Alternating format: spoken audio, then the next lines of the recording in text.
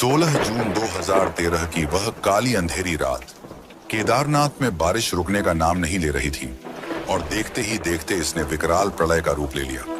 बिजलियां कड़क रही थीं, पहाड़ टूट रहे थे, जल प्रलय चारों ओर तबाही मचा रहे थे। लेकिन जब यह प्रलय केदारनाथ मंदिर की ओर बढ़ा, तभी पीछे से अचानक एक बड़ा सा चट्टान मंदिर के पीछे आकर टिक गया, जिसने प्रलय के रुख को मोड़ दिया और मंदिर को बचा लिया। क्या यह केवल एक संयोग था या शिव की माया? क्यों केदारनाथ मंदिर इतना रहस्यमयी है? इसके पीछे की असली सच्चाई क्या है और किसने इस मंदिर को बनवाया? यह मंदिर साल में सिर्फ 6 महीने खुला रहता है और बाकी के 6 महीने बंद। जब यह 6 महीने बर्फ के नीचे दबा रहता है, तब कैसे अंदर जलने वाला दीपक निरंतर जलता रहता है? हजारों साल पहले जब विज्ञान का नामो निशान नहीं था, तब कैसे इंटरलॉकिंग जैसी तकनीक का इस्तेमाल करके इस मंदिर को बनाया गया? कहा जाता है कि यह मंदिर 400 सालों तक बर्फ के नीचे दबा रहा, फिर भी इसकी दीवारों पर एक खरोच तक नहीं आई। क्या यह केवल एक संयोग है या इसमें किसी अलौकिक शक्ति का हाथ है? यहाँ का शिवलिंग बाकी 12 ज्योतिर्लिंगों से काफी अलग है। हिमालय की गोद में बसा केदारनाथ मंदिर केवल एक मंदिर नहीं, बल्कि इसके अंदर कई ऐसे रहस्य समाये हुए हैं जो आपको हैरान कर देंगे। तो क्या आप इन रहस्यों को जानने के लिए तैयार हैं? तो चलिए चलते हैं केदारनाथ धाम की इस यात्रा पर, जो आपके होश उड़ा देगी।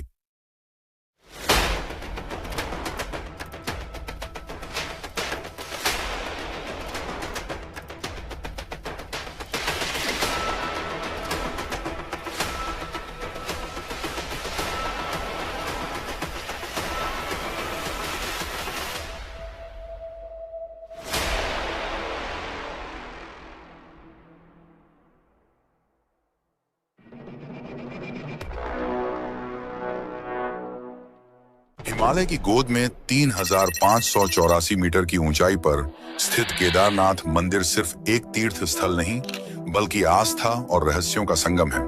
उत्तराखंड के रुद्रप्रयाग जिले में स्थित यह मंदिर 4 धामों में से एक है और पंच केदार में सबसे प्रमुख माना जाता है। यहाँ का मौसम अत्यंत कठोर है। सर्दियों में तापमान -20 डिग्री सेल्सियस तक गिर जाता है और भारी बर्फबारी के कारण मंदिर 6 महीने के लिए बंद कर दिया जाता है। 16 जून 2013 ये वह दिन था जब प्रकृति ने अपनी विनाशकारी शक्ति का प्रदर्शन किया। शाम को अचानक केदारनाथ घाटी में बादल फटा और भारी बारिश शुरू हो गई। कुछ ही घंटों में पानी का स्तर इतना बढ़ गया कि मंदाकिनी और सरस्वती नदियों ने विकराल रूप ले लिया। सिर्फ 48 घंटे में पूरे उत्तराखंड में 340 मिलीमीटर बारिश दर्ज की गई। इतनी बारिश जो सामान्य तौर पर पूरे महीने में होती थी। मंदाकिनी नदी का जल स्तर 6 फीट प्रति सेकंड की रफ्तार से बढ़ता जा रहा था। 15,000 से ज्यादा घर, पुल और दुकानें पूरी तरह बह चुकी थी। लेकिन असली तबाही तब शुरू हुई जब केदारनाथ मंदिर के पीछे की चौराबाड़ी झील का ग्लेशियर टूटकर मंदिर की ओर बढ़ने लगा। 1.5 किलोमीटर चौड़ी झील, जिसमें लाखों टन पानी भरा था, अब टूटकर बड़ी तेजी से अपनी राह में आने वाली हर चीज को मिटाते हुए मंदिर की ओर बढ़ रही थी। लेकिन तभी अचानक एक विशाल चट्टान केदारनाथ मंदिर के ठीक पीछे आकर रुक गई और उसके बाद बाढ़ का पूरा प्रवाह मंदिर के दोनों तरफ से निकल गया। ये विशाल चट्टान लगभग 20 फीट ऊंची और 30 टन भारी थी। अगर यह पत्थर अपनी सही जगह पर न रुकता तो मंदिर पूरी तरह तबाह हो सकता था। क्या यह केवल एक संयोग था या शिव की महिमा? यह चट्टान ठीक मंदिर के पीछे आकर कैसे रुक गई? स्थानीय लोगों और श्रद्धालुओं ने इस पत्थर को भीमशिला नाम दिया, क्योंकि मान्यता है कि इसका संबंध महाभारत के भीम से है। आज भी भीमशिला केदारनाथ मंदिर के पीछे स्थित है और हर श्रद्धालु इसे देखने के लिए वहां जाता है। यह सिर्फ एक चट्टान नहीं, बल्कि आस्था और चमत्कार का प्रतीक बन चुका है। वैसे क्या आपने कभी सोचा है कि बर्फीले सुनसान पहाड़ों के बीच इतनी भव्य मंदिर को कैसे बनाया गया होगा? कैसे हमारे पूर्वजों ने इंटरलॉकिंग तकनीक का उपयोग किया होगा? तो चलिए जानते हैं। और अगर आपको यह वीडियो अच्छी लग रही है तो कमेंट में हर हर महादेव जरूर लिखें।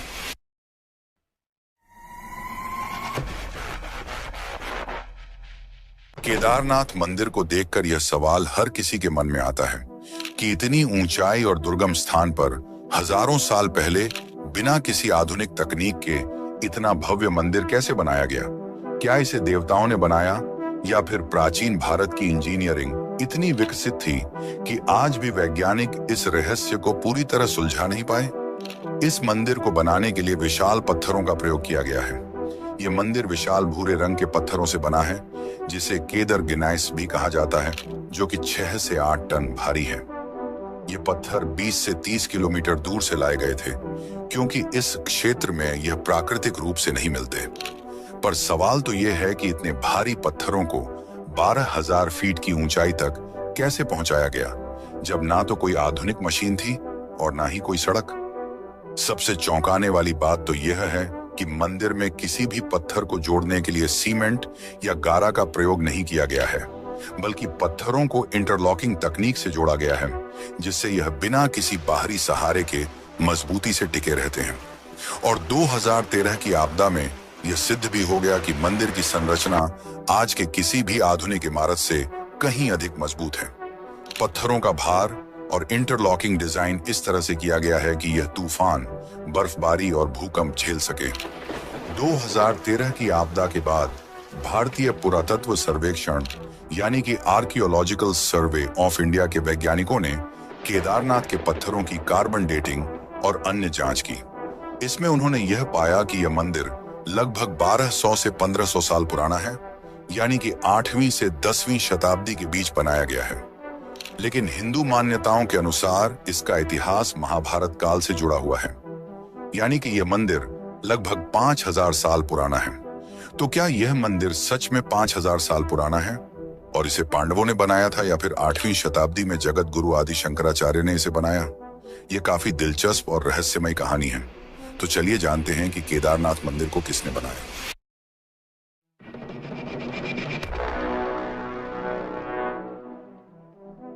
महाभारत युद्ध के पश्चात युधिष्ठिर को राजा घोषित कर दिया गया, जिसके पश्चात लगभग 40 वर्षों तक उन्होंने शासन किया। परंतु अपने भाइयों और गुरुजनों की मृत्यु का बोझ उन्हें भीतर से खाए जा रहा था। इस दुविधा को लेकर वे श्री कृष्ण के पास पहुंचे। तब श्री कृष्ण ने उन्हें बताया कि पांडवों को अपने ही भाइयों और गुरुओं का वध करने के कारण ब्रह्महत्या का पाप लगा है और इससे उन्हें मुक्ति केवल महादेव ही दिला सकते हैं। इसके पश्चात पांचों पांडव द्रौपदी सहित महादेव की खोज में हिमालय की ओर प्रस्थान कर गए। माना जाता है कि अपने ही भाइयों और गुरुओं की हत्या करने वाले पांडवों से शिव काफी क्रोधित थे और पांडवों को दर्शन नहीं देना चाहते थे। जब पांडव केदार क्षेत्र पहुंचे, तब शिव ने एक भैंस का रूप धारण कर लिया और अन्य भैंसों के झुंड में जा छिपे। यह देखकर भीम ने अपनी दोनों टांगे फैला ली और सभी भैंसों को उनके नीचे से गुजरने के लिए विवश कर दिया। तभी युधिष्ठिर ने देखा कि एक भैंस उनके नीचे से नहीं गुजर रही और वे समझ गए कि यही महादेव हैं। जैसे ही भीम ने उसे पकड़ने की कोशिश की, वह धरती में समाने लगे, लेकिन भीम ने उसे जोर से खींच लिया, जिससे भैंस का कुबड़ यानी पीठ का भाग बाहर रह गया। यही कुबड़ आज केदारनाथ के मुख्य शिवलिंग के रूप में पूजा जाता है। शिव के अन्य अंग भी विभिन्न स्थानों पर प्रकट हुए। भुजाएं तुंगनाथ में, मुख रुद्रनाथ में, नाभि मध्य महेश्वर में और जटा कल्पेश्वर में।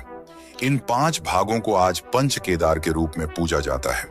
इसके पश्चात भगवान शिव प्रकट हुए और पांडवों को आशीर्वाद दिया। उन्होंने कहा कि जो भी सच्चे मन से इस स्थान की यात्रा करेगा, वह पापों से मुक्त हो जाएगा। इसके बाद पांडवों ने यहाँ भगवान शिव का भव्य मंदिर बनवाया, जिसे आज केदारनाथ मंदिर के नाम से जाना जाता है। 8वीं शताब्दी में जगत गुरु आदि शंकराचार्य ने इस मंदिर का पुनः निर्माण कराया। उन्होंने 32 वर्ष की अल्पायु में पूरे भारत में 4 धामों की स्थापना की, जिनमें से एक केदारनाथ भी था। आदि शंकराचार्य ने यह सुनिश्चित किया कि केदारनाथ में पूजा व्यवस्थित रूप से होती रहे। यही कारण है कि आज भी बद्रीनाथ और केदारनाथ के मंदिरों में पूजा आदि शंकराचार्य द्वारा निर्धारित विधि से ही की जाती है। कहा जाता है कि अपने जीवन के अंतिम क्षण भी आदि शंकराचार्य ने केदारनाथ में ही बिताए। 32 वर्ष की छोटी आयु में जब उन्होंने अपना कार्य पूर्ण कर लिया, तो वे ध्यान मुद्रा में लीन हो गए और यहीं समाधि ले ली। आज भी केदारनाथ मंदिर के पीछे उनकी समाधि स्थित है, जिसे आदि शंकराचार्य समाधि स्थल कहा जाता है। केदारनाथ श्रद्धालुओं के लिए आस्था का केंद्र है और हजारों वर्षों से इसकी यात्रा जारी है। तो चलिए, आज हम आपको ले चलते हैं केदारनाथ की इस अद्भुत यात्रा पर। लेकिन उससे पहले, अगर आपको वीडियो अच्छी लग रही है तो इसे लाइक करें और चैनल को सब्सक्राइब करें। ये आपके लिए तो फ्री है, लेकिन इससे हमारी काफी मदद हो जाती है। तो चलिए, अब चलते हैं केदारनाथ की अद्भुत यात्रा पर।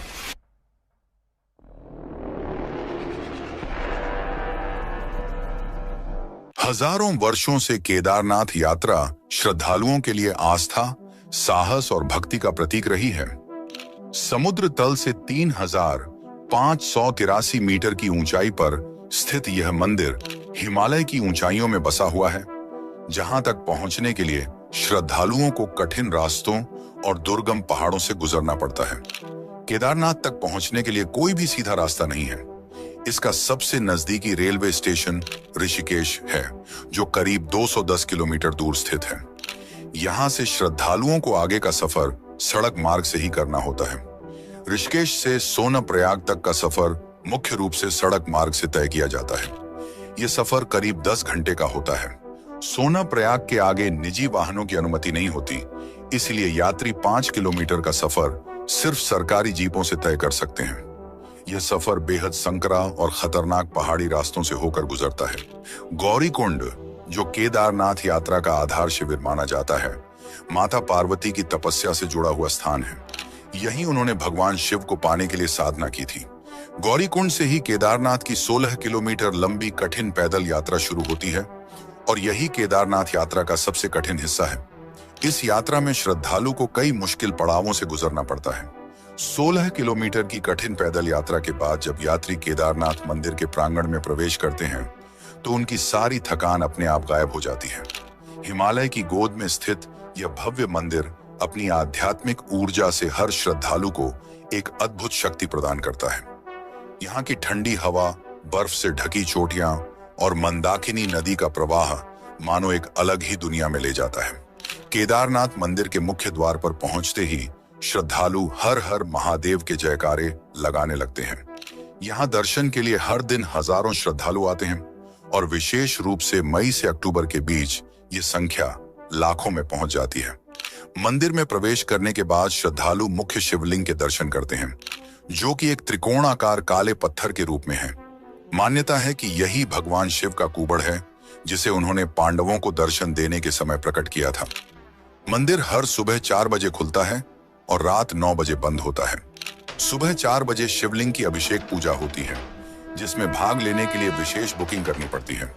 इसके पश्चात शाम 7 बजे भोलेनाथ की आरती होती है, जिसमें श्रद्धालु बढ़ चढ़कर भाग लेते हैं। केदारनाथ यात्रा केवल तीर्थ यात्रा नहीं, बल्कि आस्था, साहस और श्रद्धा की परीक्षा भी है। यह यात्रा हमें सिखाती है कि कठिनाइयों के बावजूद जब हम सच्चे मन से किसी लक्ष्य को प्राप्त करने के लिए निकलते हैं, तो भगवान की कृपा हमें सही मार्ग दिखाती है। इस मंदिर के बारे में एक रहस्य ऐसा भी है जिसने वैज्ञानिकों को भी चौंका दिया है। केदारनाथ मंदिर लगभग 400 वर्षों तक ग्लेशियर के नीचे दबा रहा, लेकिन इसके बावजूद मंदिर को कुछ नहीं हुआ। आपको बता दें कि ग्लेशियर में सिर्फ बर्फ नहीं होती, बल्कि उसमें पत्थर, मिट्टी और अन्य कठोर तत्व भी होते हैं। यानी कि अगर केदारनाथ की जगह कोई और मंदिर होता तो वह कब का नष्ट हो चुका होता, लेकिन केदारनाथ को कुछ नहीं हुआ। तो चलिए, अब जानते हैं इस अद्भुत रहस्य को।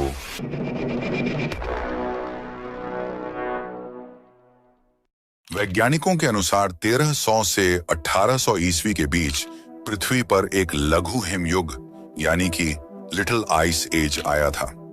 इस दौरान हिमालय में भारी हिमपात हुआ, जिससे केदारनाथ पूरी तरह बर्फ के नीचे दब गया। लगभग 400 वर्षों तक यह मंदिर बर्फ की मोटी चादर के बीच दबा रहा, लेकिन जब 400 सालों बाद बर्फ पिघली तो मंदिर ज्यों का त्यों खड़ा था, उसे एक खरोंच तक नहीं आई थी। वादिया इंस्टीट्यूट ऑफ हिमालयन जियोलॉजी ने इस पर विस्तृत अध्ययन किया और बताया कि यह मंदिर इस प्रकार बनाया गया है कि यह सभी प्राकृतिक आपदाओं को सहन कर सकता है। मंदिर के निर्माण में इंटरलॉकिंग तकनीक का उपयोग किया गया है। इस तकनीक में पत्थरों को इस प्रकार काटा जाता है कि वे एक दूसरे में पूरी तरह फिट हो जाएं। इस तकनीक का लाभ यह हुआ कि जब बर्फ का दबाव पड़ा तो मंदिर की दीवारों ने इसे सहन कर लिया और पत्थर अपनी जगह से हिले तक नहीं। भले ही यह मंदिर 400 वर्षों तक बर्फ में दबा रहा, लेकिन आज भी यह साल में सिर्फ 6 महीने ही खुला रहता है और बाकी 6 महीने बर्फ में दबा रहता है। माना जाता है कि इस दौरान यक्ष और गंधर्व स्वयं इस मंदिर में आकर भगवान शिव की पूजा करते हैं। लेकिन क्या आपने कभी सोचा है कि इसके पीछे का रहस्य क्या है? तो चलिए जानते हैं।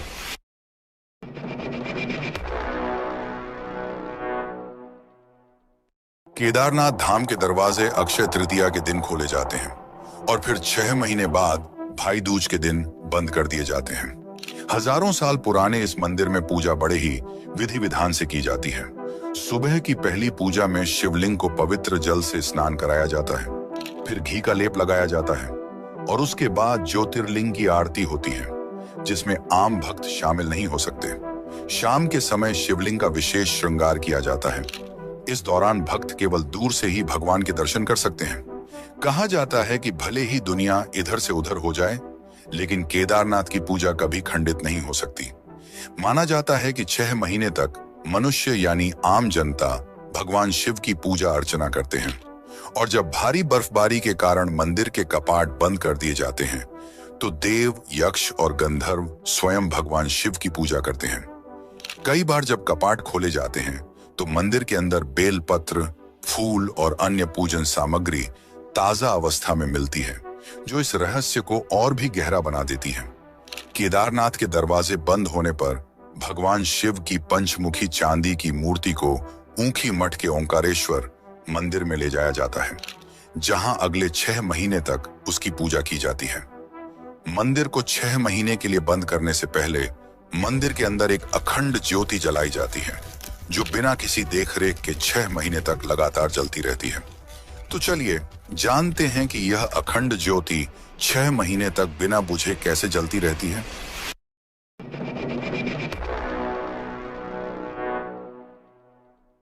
केदारनाथ मंदिर में एक ऐसा चमत्कार होता है जो विज्ञान के सारे तर्कों को चुनौती देता है। जब मंदिर के कपाट 6 महीने के लिए बंद किए जाते हैं, तब गर्भगृह में जलने वाला एक दीपक लगातार 6 महीने तक बिना बुझे प्रज्वलित रहता है। यह कोई साधारण दीपक नहीं, बल्कि श्रद्धा, आस्था और दिव्य शक्ति का प्रतीक है। आप ही सोचिए, 6 महीने तक मंदिर का द्वार नहीं खुलता, बाहर चारों तरफ कई फीट मोटी बर्फ जमी होती है, तापमान 0 से -20 डिग्री सेल्सियस नीचे तक गिर जाता है। ऐसे वातावरण में न तो हवा का संचार होता है और न ही किसी भी प्रकार की बाहरी गतिविधि। ऐसे में सवाल उठता है कि आखिर बिना किसी देखरेख के वह दीपक कैसे जलता रहता है? घी समाप्त क्यों नहीं होता? बिना ऑक्सीजन के वह लौ कैसे प्रज्वलित रहती है? विज्ञान के पास इन सभी सवालों का कोई जवाब नहीं है, पर माना जाता है कि जब 6 महीने तक यक्ष और गंधर्व शिव की पूजा करते हैं, तब वे ही इस दीपक को जलाए रखते हैं। चाहे इसे आस्था कहें या चमत्कार, लेकिन यह तथ्य है कि हर साल जब कपाट खोले जाते हैं तो वह दीपक जलता हुआ पाया जाता है। यह देखकर भक्तों की आस्था और भी मजबूत हो जाती है। यह केवल एक दीपक नहीं, बल्कि भगवान शिव की उपस्थिति का प्रमाण है, जो दर्शाता है कि केदारनाथ केवल एक मंदिर नहीं, बल्कि दिव्य शक्ति का केंद्र है। और ऐसे ही भगवान शिव की उपस्थिति का प्रमाण देती है एक सच्ची घटना। तो चलिए जानते हैं उस रोचक सच्ची घटना के बारे में।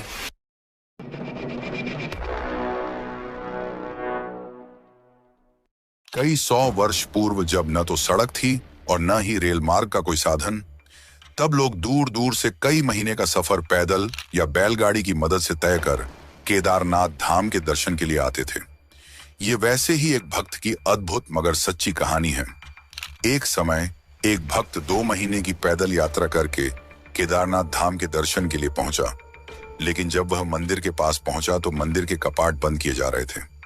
यह देखकर वह काफी उदास हो गया और उसने पंडित से बहुत विनती की, मगर पंडित ने यह कहकर मना कर दिया कि यह असंभव है और उसे लौट जाने को कहा। पर भक्त ने उसकी एक न सुनी और वहीं पर बैठ गया। रात को भीषण ठंड पड़ने लगी और वह ठंड और भूख से कराह रहा था। तभी एक अघोरी बाबा ने उसे देखा और कहा, इतनी ठंड में क्यों बैठे हो, लौट जाओ। तब भक्त ने कहा, मैं मंदिर के दर्शन किए बिना नहीं जाऊंगा। यह सुनकर अघोरी ने उसे खाने के लिए भोजन दिया और आग भी जलाई। फिर भक्त ने खाना खाकर वहीं विश्राम किया। जब सुबह उसकी आंख खुली तो उसने देखा कि केदारनाथ मंदिर के द्वार खोले जा रहे हैं। उसने बड़े ही आश्चर्य से पंडित से पूछा, आज केदारनाथ के द्वार क्यों खोले जा रहे हैं? पंडित ने उत्तर दिया, 6 महीने बाद आज मंदिर के द्वार खोले जा रहे हैं। यह सुनकर भक्त आश्चर्यचकित हो गया और बोला, यह कैसे हो सकता है कि एक ही रात में 6 महीने बीत गए? तब पुजारी ने उससे पूछा, तुम्हें रात में खाना किसने दिया था और यह आग किसने जलाई? भक्त ने उत्तर दिया, एक अघोरी बाबा थे जिनकी लंबी जटाएं थीं और उन्होंने रुद्राक्ष धारण किया हुआ था, और हां, उनके हाथ में त्रिशूल और डमरू भी था। यह सुनकर पंडित समझ गए कि वह कोई और नहीं बल्कि स्वयं महादेव थे जिन्होंने अपने भक्त की रक्षा की। वैसे केदारनाथ में उसके पुजारी की भी काफी चर्चा होती है। यहाँ के पुजारी की अनूठी परंपरा भी लोगों के लिए कौतूहल का विषय है। तो चलिए अब जानते हैं केदारनाथ के पुजारी के बारे में।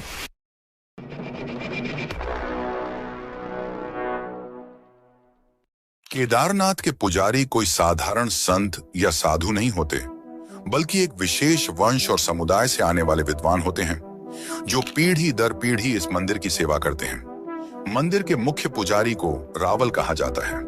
यह रावल कोई साधारण पुजारी नहीं होता, बल्कि विशेष रूप से प्रशिक्षित और वैदिक ज्ञान से समृद्ध विद्वान होता है। रावल पुजारी कर्नाटक के उडुपी जिले के वीर शैव ब्राह्मण समुदाय से आते हैं। इनका मुख्य उद्देश्य भगवान शिव की आराधना और वैदिक परंपराओं का पालन करना होता है। मुख्य पुजारी रावल के साथ कई सहायक पुजारी भी होते हैं जो मंदिर की सेवा में लगे रहते हैं। ये पुजारी विभिन्न अनुष्ठानों और पूजा पाठ में मदद करते हैं। यहाँ के पुजारी जितने ज्यादा इस मंदिर से जुड़े हैं, उससे भी ज्यादा ये मंदिर अन्य मंदिरों से जुड़ा हुआ है। इस मंदिर का सीधा संबंध रामेश्वरम मंदिर से है। क्या आपने कभी सोचा है कि केदारनाथ से लगभग 2800 किलोमीटर दूर रामेश्वरम के बीच क्या संबंध हो सकता है? क्या यह महज संयोग है कि ये दोनों पवित्र धाम 69 डिग्री देशांतर रेखा पर लगभग एक ही सीध में स्थित हैं? यह सवाल जितना सरल लगता है, इसका उत्तर उतना ही रहस्यमयी है।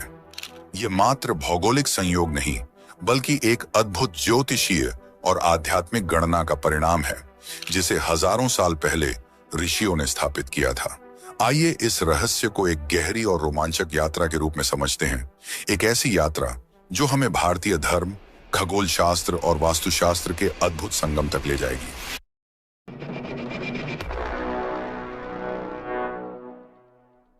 अगर हम भारत का नक्शा उठाकर देखें तो एक चौंकाने वाली बात सामने आती है।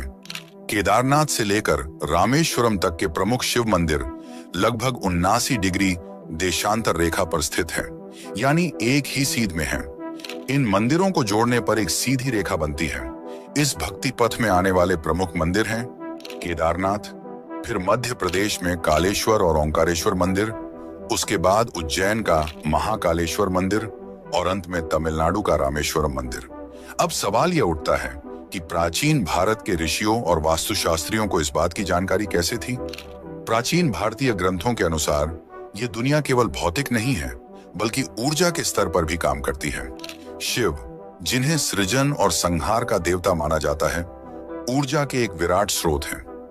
79 डिग्री देशांतर पर शिव के इतने महत्वपूर्ण मंदिरों का होना यह दर्शाता है कि यह कोई साधारण संयोग नहीं, बल्कि एक आध्यात्मिक ऊर्जा रेखा हो सकती है, जिसे आज की भाषा में ली लाइन कहा जाता है।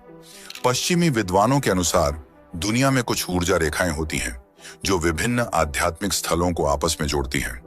इन रेखाओं पर स्थित स्थानों में एक विशेष ऊर्जा होती है जिससे वहां ध्यान और साधना करने पर दिव्य अनुभव प्राप्त होता है। भारतीय परंपरा में इसे नाड़ी मंडल और वास्तु चक्र के रूप में भी जाना जाता है। ऋषि मुनियों ने इस ऊर्जा प्रवाह को समझकर ही इन मंदिरों को ठीक 79 डिग्री देशांतर पर स्थापित किया था।